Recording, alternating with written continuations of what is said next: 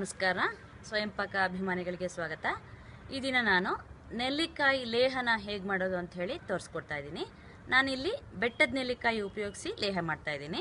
ನಿಮಗೆ ಗೊತ್ತಿರುವಂತೆ ನೆಲ್ಲಿಕಾಯಿನಲ್ಲಿ vitamin C ಹೆಚ್ಚಾಗಿರೋದ್ರಿಂದ ಇದು ಆರೋಗ್ಯಕ್ಕೆ ತುಂಬ ಒಳ್ಳೆಯದು. ಹಾಗೆ ನೀವು ಈ ಲೇಹನ ಮಾಡಿಟ್ಕೊಂಡು ಇದನ್ನು ನೀವು ಬೆಳಗ್ಗೆ ಖಾಲಿ ಹೊಟ್ಟೆನಲ್ಲಿ ತಿಂದರೆ ತುಂಬ ಒಳ್ಳೆಯದಾಗತ್ತೆ. ಬೇಕಾಗುವ ಪದಾರ್ಥಗಳು: ಬೆಟ್ಟದ ನೆಲ್ಲಿಕಾಯಿ ಸುಮಾರು ಸಣ್ಣ ಲಿಂಬೆಹಣ್ಣಿನ ಗಾತ್ರದ್ದು ನಾನೊಂದು 20 ನೆಲ್ಲಿಕಾಯಿ ತಗೊಂಡಿದ್ದೀನಿ. ಎಲ್ಲ ನೆಲ್ಲಿಕಾಯನ್ನು ಹೀಗೆ ತುರಿದಿಟ್ಕೊಳ್ಳಿ. ಈಗ ಈ ನೆಲ್ಲಿಕಾಯಿ ತುರಿದಿದ್ದು ಸುಮಾರು ಒಂದು 5 ಕಪ್ನಷ್ಟು ಆಗಿದೆ. ಈ ನೆಲ್ಲಿಕಾಯಿ ತುರಿದಿದ್ದು 5 ಕಪ್ ಇರೋದ್ರಿಂದ ನಾನಿಲ್ಲಿ ಬೆಲ್ಲನ 5 ಕಪ್ನಷ್ಟು ತಗೊಂಡಿದ್ದೀನಿ. ಸುಮಾರಾಗಿ ಪುಡಿ ಮಾಡಿದ್ದೀನಿ, ನಾನು ತೀರಾ ಏನು ಸಣ್ಣದಾಗಿ ಪುಡಿ ಮಾಡಿಲ್ಲ. ಸೊ 5 ಕಪ್ ಇಟ್ಕೊಂಡಿದ್ದೀನಿ. ನೀವು ತೀರಾ ಸಣ್ಣ ಪುಡಿ ಮಾಡೋದಾದರೆ 4.5 ಕಪ್ನಷ್ಟು ಸಾಕಾಗುತ್ತೆ. ನೀರು 2 ಕಪ್ನಷ್ಟು. ನೆಲ್ಲಿಕಾಯಿ ತುರಿದಿದ್ದನ್ನ ಒಂದು ಬಾಣಲೆಗೆ ಹಾಕಿ ಸ್ಟವ್ ಮೇಲೆ ಇಟ್ಕೊಳ್ಳಿ. ಅದಕ್ಕೆ ಸುಮಾರು 1.5 ಕಪ್ನಷ್ಟು ನೀರು ಹಾಕಿ ಮೀಡಿಯಂ ಊರಿನಲ್ಲಿ ಈಗ ಈ ನೆಲ್ಲಿಕಾಯಿ ತುರಿನ ಬೇಯಿಸ್ಕೋಬೇಕು. ಈ ನೆಲ್ಲಿಕಾಯಿ ತುರಿ ಒಲೆ ಮೇಲೆ ಇಟ್ಟ ಮೇಲೆ ಇದನ್ನ ಸ್ವಲ್ಪ ಹೀಗೆ ಮೇಲೆ ಕೆಳಗೆ ಮಾಡ್ತಾ ಇರಿ, ಚೆನ್ನಾಗಿ ಅದ ಬೇಯಲಿ. ಹಾಗೆ ಈ ಬೆಲ್ಲನೂ ಕೂಡ ಅರ್ಧ ಕಪ್ನಷ್ಟು ನೀರು ಹಾಕಿ ಅದನ್ನು ಕರಗ್ಲಿಕ್ಕೆ ಬಿಡೋಣ. ಸ್ಟವ್ ಆನ್ ಮಾಡಿಬಿಟ್ಟು ಬೆಲ್ಲ ಕರಗೋವರೆಗೆ ಅದನ್ನು ಕುದಿಸಿ. ಈಗ ನೋಡಿ, ಬೆಲ್ಲ ಚೆನ್ನಾಗಿ ಕುದಿ ಬಂದಿದೆ ಹಾಗೂ ಬೆಲ್ಲ ಕರಗಿದೆ. ಬೆಲ್ಲ ಕರಗಿದ ಮೇಲೆ ಸ್ಟವ್ ಆಫ್ ಮಾಡಿಬಿಡೋಣ.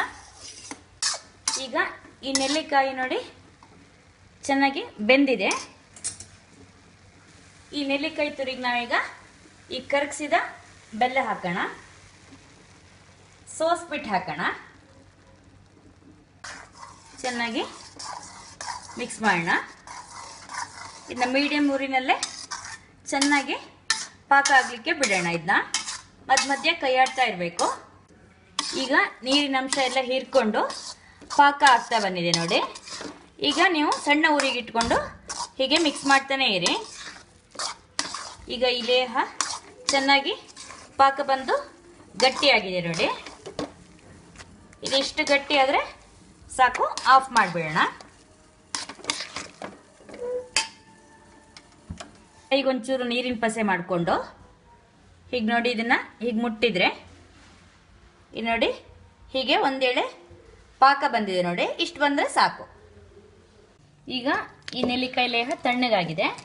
ಇದನ್ನ ಒಂದು ಡಬ್ಬಕ್ಕೆ ಅಥವಾ ಬಾಟ್ಲಿಗೆ ತೆಗೆದಿಟ್ಕೊಳ್ಳಿ. ಈ ಲೇಹನ ನಾವು ಚೆನ್ನಾಗಿ ಪಾಕ ಮಾಡಿದ್ರಿಂದ ನಾವು ಹೊರಗಡೆನೆ ಸುಮಾರು 2-3 ತಿಂಗಳು ಆರಾಮ್ಸೆ ಇಟ್ಕೋಬಹುದು. ಫ್ರಿಜ್ನಲ್ಲಿ ಇಟ್ಟರೆ ನೀವು 5-6 ತಿಂಗಳು ಏನೂ ಕೆಡದೆ ಚೆನ್ನಾಗಿರುತ್ತೆ.